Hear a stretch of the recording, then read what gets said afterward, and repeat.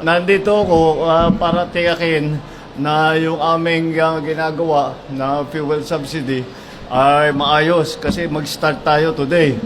Pero hindi lamang dito sa Metro Manila pero all over the country na ito.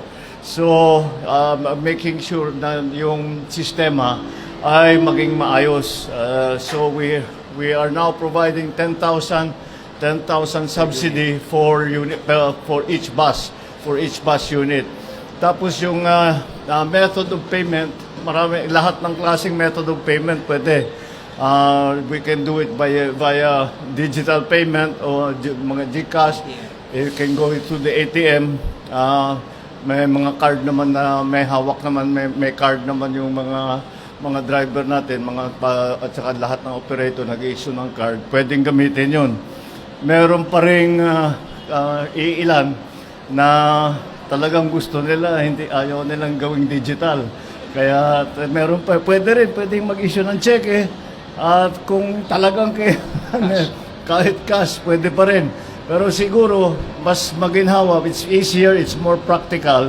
Pag as much as possible, ang gagawin natin ay digital payment. So, we are, tulungan nyo naman kami para yung mga ating riding public ay hindi masyadong mahirapan unang-una at hindi sila masyadong mabigatan sa pamasahe dahil nga alam naman natin kung ano yung pangyayari, nagbabago yung presyo ng langis all over the world. Kaya ito ang response ng pamahalaan. And of course, we are always in need of assistance and support and cooperation with the operators, with the drivers, yung buong sistema. So this is what we are doing here now. We are having the briefing now from the OTR. Tinignan namin ang mga facilities. So far, mukha namang maayos.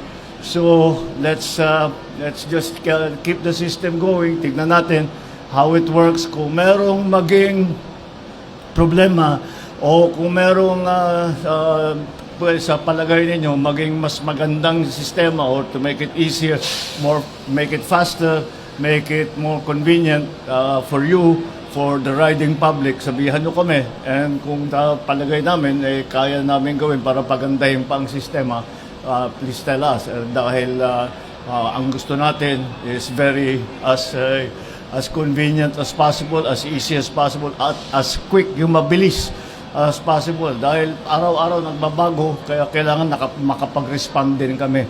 So, with the cooperation, ako malakas ang loob ko sabihin na pagka basta't nagtutulungan tayo, yung private sector at saka yung kayong mga operator at saka kami in government, sana maging hindi na wala yung pakiramdam ng ating riding public. Yun ang ating mga siniservisyohan.